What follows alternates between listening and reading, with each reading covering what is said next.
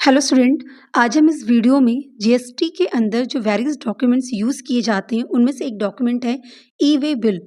इसके बारे में डिस्कस करेंगे, राइट। तो ई वे बिल को फॉर्म जीएसटी EWB01 भी कहा जाता है क्योंकि ये बिल जो होता है ये इसी फॉर्म के थ्रू जनरेट होता है, मतलब यही फॉर्म है जिसमें सारी डिटेल्स होती है और ये जनरेट होता है। तो बेसिकली ई वे मतलब इलेक्ट्रॉनिक वे बिल। तो ई वे बिल क्या है? एक इलेक्ट्रॉनिक डॉक्यूमेंट होता है जिसकी रिक्वायरमेंट कब पड़ती है? जब आप गुड्स की मूवमेंट करते हैं। अब इस डॉक्यूमेंट में, मतलब इस फॉर्म में जो जीएसटी EWB01 है उसमें सारी डिटेल्स इंक्लूड होती हैं, जैसे कि कंसाइनर या कंसाइनी का नाम क्या है, उनकी पूरी डिटेल। कंसाइनर कंसाइनी का मतलब आप समझिए कि जिसने माल भेजा है और जिसको माल रिसीव होने वाला है, वो गुड्स जिसको रिसीव होगा और जिसने सेंड किया है। ट्रांसपोर्टर्स की डिटेल्स होगी। गुड्स का मूवमेंट कहाँ से हो रहा, मतलब डेस्टिनेशन और ओरिजिन, कहाँ से मूव करेगा और कहाँ पहुँचेगा, ये सारी डिटेल वहाँ पे मेंशन होती है। तो अब ये इलेक्ट्रॉनिक डॉक्यूमेंट हम कैसे जनरेट करते हैं, मतलब फॉर्म जीएसटी EWB01 हमें कैसे मिलेगा? तो ये एक कॉमन पोर्टल के थ्रू जनरेट होता है जिसे कहते हैं ई वे बिल पोर्टल। और ये कहाँ पे होगा? ई वे बिल GST.gov.in की साइट पे, वहाँ पे जाके ये बिल ईजिली जनरेट हो जाता है। ठीक, तो जैसे ही आपका ई वे बिल जनरेट होता है ना, आपको एक ई वे बिल नंबर मिल जाता है जिसे बोलते हैं ईबीएन।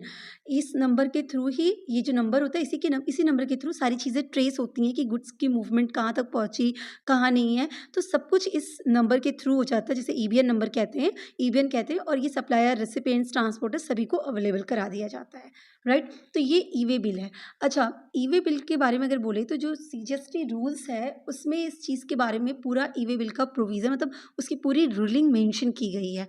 और वहाँ पे जो इम्पोर्टेंट बात कही गई वो क्या कही गई कि ई वे बिल हर रजिस्टर्ड पर्सन जो कि मूवमेंट ऑफ गुड्स में है, इन्वॉल्व है, जिसकी वजह से मूवमेंट्स ऑफ गुड हो रहा है, और वो जो गुड्स की वैल्यू है वो 50,000 से एक्सीड कर रही है। इंपॉर्टेंट बात ये है कि ई वे बिल तभी जनरेट होगा जब आपके गुड्स की, या जो कंसाइनमेंट है, जिस चीज़ का ट्रांसपोर्टेशन हो रहा है, जो जो मूव कर रही है, उसकी वैल्यू जब 50,000 से एक्सीड करेगी तभी आपको ई वे बिल जनरेट करना मैंडेटरी होता है।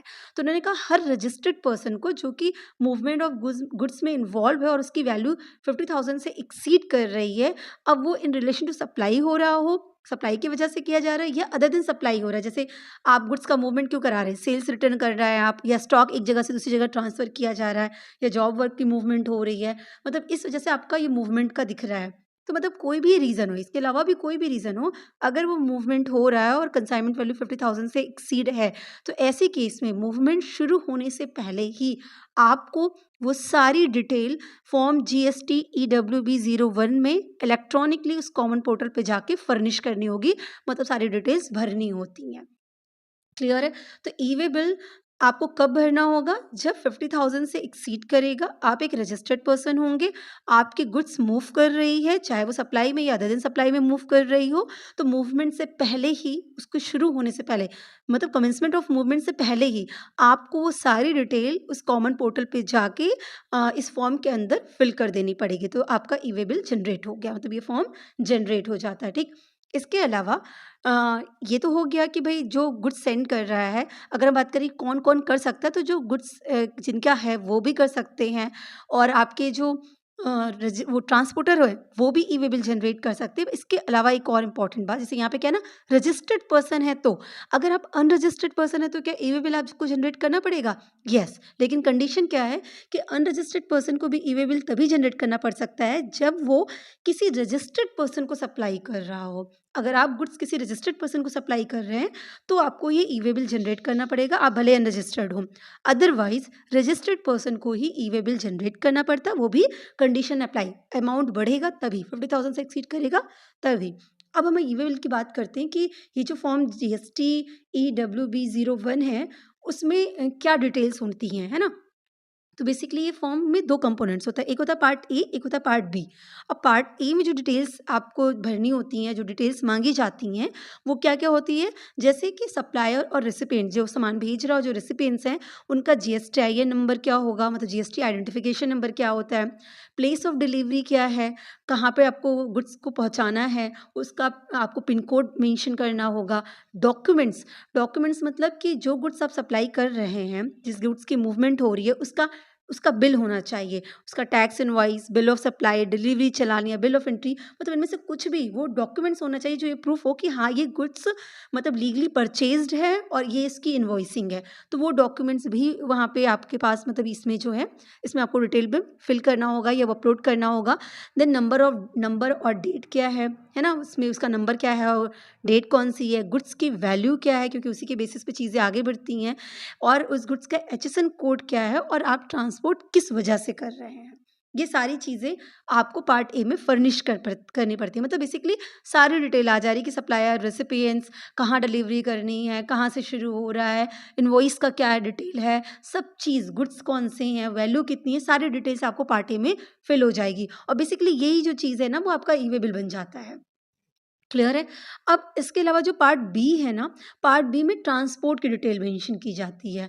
ट्रांसपोर्ट की डिटेल में मतलब 2 चीज़ें इंपॉर्टेंट होती हैं। एक हो गया आपका ट्रांसपोर्ट डॉक्यूमेंट नंबर, कि जिससे ट्रांसपोर्ट किया जा रहा है उसका डॉक्यूमेंट नंबर आपको वहाँ पे बताना पड़ेगा। अब ये ट्रांसपोर्ट डॉक्यूमेंट नंबर कौन-कौन से हो सकते हैं, जैसे कुछ भी इनमें से, गुड्स रिसिप्ट नंबर हो या रेलवे रिसिप्ट नंबर हो या एयरवे बिल नंबर हो या बिल ऑफ लेडिंग नंबर हो, मतलब आप जिसके भी थ्रू गुड्स को भेज रहे हैं उसका नंबर, तो वो ट्रांसपोर्ट डॉक्यूमेंट्स में कहलाएगा। वो ट्रांसपोर्ट डॉक्यूमेंट का नंबर वहाँ मेंशन होना चाहिए। दूसरी चीज़ इंपॉर्टेंट क्या होगी, व्हीकल नंबर, किससे वो ट्रांसपोर्ट हो रहा है। अगर वो रोड से ट्रांसपोर्टेशन है तो उस व्हीकल का आपको पूरा नंबर प्लेट जो होती है वो चीज़ नंबर मेंशन करनी पड़ेगी कि कौन सा व्हीकल नंबर है। तो इस तरह से ये सारी डिटेल ई वे बिल में मेंशन होती है, जिसे हम कहते हैं जीएसटी EWB01 जो आपका फॉर्म है, वहाँ पे मेंशन रहेगी। क्लियर है? तो ये बेसिकली देखिए, वे मतलब क्या होता है, रास्ता। तो ये एक ऐसा बिल है जो इलेक्ट्रॉनिक मोड में रहेगा और रास्ते के लिए है कि हाँ ठीक है, आपको परमिशन मिली हुई है कि आप अपने गुड्स को एक प्लेस से दूसरी प्लेस मूव कर सकते हैं। पहले की कंडीशन क्या होती है कि एक स्टेट से दूसरे स्टेट में अगर आपको भेजना होता ना, तो स्टेट्स के अपने-अपने डॉक्यूमेंट्स की रिक्वायरमेंट होती थी। तो आपको वहाँ पे खड़े होके काफ़ी देर तक उन सारी चीज़ों को शो करना होता था, वो पेपर्स वर्क आपके कंप्लीट करना पड़ते थे। तो हर जगह के लिए आपको अलग-अलग डॉक्यूमेंट्स रेडी करते हुए तब आपका तब आपका जो गुड्स है वो ट्रांसपोर्ट हो सकता था। पर ई वे बिल की वजह से क्या हो गया, एक इलेक्ट्रॉनिक फॉर्म हो गया और वहाँ पे सारी डिटेल मेंशन हो गई और अक्रॉस द इंडिया, मतलब वो पूरी तरीके से यूज़फुल है। मतलब कहीं के लिए भी आपको अलग-अलग पेपर वर्क की ज़रूरत नहीं है, एक डॉक्यूमेंट से आप अपने गुड्स को ईज़िली ट्रांसपोर्ट कर सकते हैं। तो that is your E way bill, है ना? अब हम बात करते हैं इसकी वैलिडिटी की, ई वे बिल की वैलिडिटी क्या है? तो देखिए, ई वे बिल की वैलिडिटी इस बात पे डिपेंड करती है कि डिस्टेंस क्या है, जो गुड्स को ट्रांसपोर्ट किया जा रहा है, उसका डिस्टेंस कितना है। तो उसके बेसिस पे ई वे बिल की वैलिडिटी होती है कि ये वैलिड है या ये ई वे बिल एक्सपायर कर गया, राइट? तो वैलिडिटी के लिए डिस्टेंस इंपॉर्टेंट है। तो जो चीज़ें मेंशन की गई उसके अकॉर्डिंग कहा गया कि अगर 100 किलोमीटर तक आपका गुड्स ट्रांसपोर्ट हो रहा है, तो जो ई वे बिल की वैलिडिटी होगी वो 1 डे की होगी, ठीक है?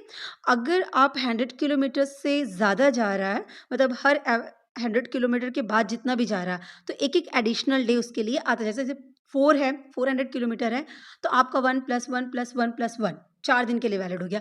तो मतलब 100 kilometres and part thereafter के लिए एक-एक एडिशनल डे आपको मिलता जाएगा। इसके अलावा जो इम्पोर्टेंट बात है वो ये कि ई वे बिल की वैलिडिटी को हम एक्सटेंड कर सकते हैं। जितने का टाइम पीरियड मिला उतना तो ठीक है। अगर हमें एक्सटेंड कराना पड़ा क्योंकि गुड्स किसी वजह से बीच में फँस गया है, नहीं क्रॉस पाया, हमें उसकी वैलिडिटी को बढ़ाना, तो वो एक्सटेंड की जा सकती है। पर उसके लिए भी क्या बोला गया कि जिसने भी ई वे बिल जनरेट किया है ना, वो एक्सपायरी होने के 8 घंटे पहले या फिर एक्सपायरी होने के 8 घंटे के अंदर ही इसके एक्सटेंशन के लिए अप्लाई कर दे। ठीक है? तो 2 कंडीशन है, 8 या तो 8 घंटे पहले और या 8 घंटे के अंदर ही आप जो है एक्सटेंशन के लिए जिसने जनरेट किया है वो अप्लाई कर देगा, तो आपका ई वे बिल एक्सटेंड हो जाएगा। अब हम बात करते हैं ऑब्जेक्टिव की, कि ऑब्जेक्टिव क्या है ई वे बिल का? तो पर्पस ई वे बिल को बनाने के पीछे पर्पस क्या है? तो देखिए, ई वे बिल की वजह से क्या हो गया कि जो टैक्स इवेजन थी, जो टैक्स की चोरी थी, वो बहुत मिनिमाइज हो गई, उसकी पॉसिबिलिटी बहुत कम हो गई, क्योंकि इलेक्ट्रॉनिकली ये डेटा फीड हो गया, कितने का गुड्स जा रहा है, किसके पास जा रहा है, कहाँ से जा रहा है ना? इन्वॉइसेस तक अपलोडेड है, इन्वॉइसेस तक की डिटेल है, तो हर एक चीज़ पता है। तो टैक्स की चोरी जो है ना, वो पॉसिबल नहीं होती, उसकी जो चांसेस हैं वो बहुत मिनिमाइज हो जाती हैं, बहुत कम हो जाती हैं।